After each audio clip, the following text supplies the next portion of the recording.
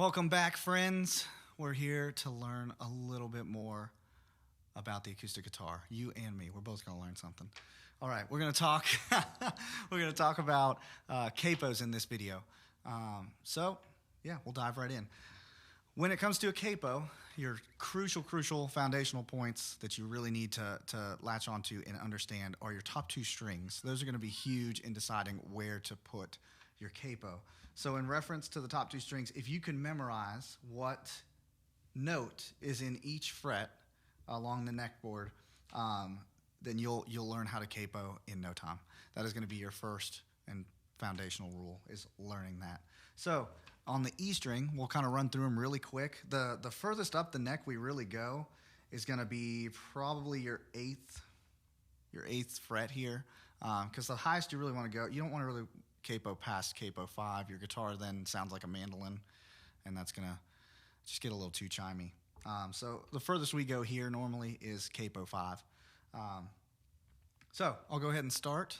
On the top string, which is your E string, fundamentals, E, A, so your top two strings are E and A. On the top string, you've got E, F, F sharp, G, G sharp, A, B flat, or A sharp, whichever one you want to call it, B, and then C. And that's probably about as high as we're going to go on the acoustic guitar with capo. So that'll probably position you in a good position with a capo 5. So now moving on to the A string, you've got A, B flat, B, C, C sharp, D, D sharp or E flat, E, F, F sharp, and G.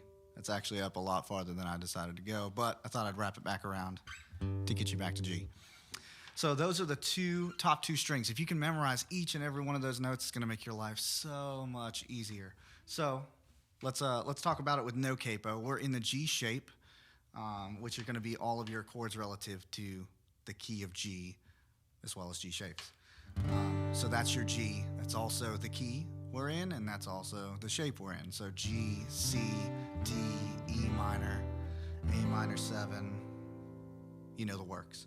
So those are most of your chords in G. Sometimes you got a 5/7 or a F sharp in the bass. But that's your G shape. So if I'm playing in that shape for a song, then if the key is G, then I'm good. I don't need a capo. I can just play in G all day and have fun with it.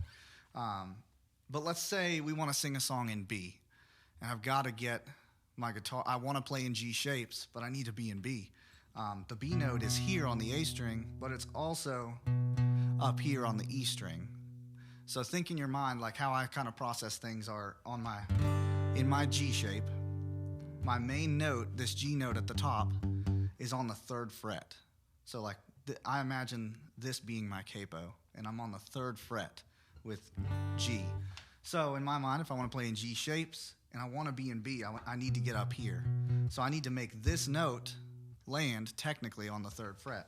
So what I'm going to do is I'm going to capo it, capo 4, and that'll give me 1, 2, 3. And looking at the entire neck of the guitar, that note is still B. Now I can play in G shapes, but in the key of B. So my key and my shape are no longer matching, but I'm able to play as though I'm thinking in G, but I'm actually playing in B. So that's how that works. Same thing with A. You can just keep shifting down. Again, once you learn all these, if someone's like, let's lay out something weird like, we're going to play in G sharp this Sunday. We're going to play in G sharp for this service. Well, G is here, and you need to get up here. So really, you just need to shift everything up 1 fret. So if you capo 1, now you're in G sharp or A flat, whichever you want to call it.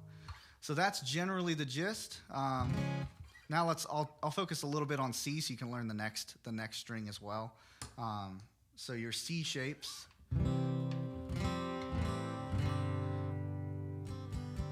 So those are your C shapes. You got your C, F, A, or A minor, and then your G.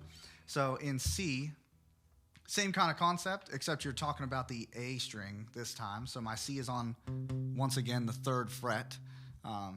It's magical because it matches the G. The G's on the 3rd fret, C's on the 3rd fret. You're just talking one string down. So let's think again. That was C shapes in the key of C. So let's say you need to play a song in D, but you don't want to do D shapes. You'd rather do C shapes. Well, you just capo 2. Why? Your C is on. Your main note, your main C note is going to be on that 3rd fret, and you need to get it here. That's a D, but that's where you want your C to land. So that's only 2 frets up. You're going to capo 2. So it's just a little bit of math.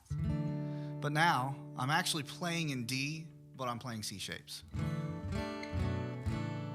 So same concept. You want to move to E. That's 2 more frets up. Shift up, and you're in E. That's all we've got today. See you guys next time.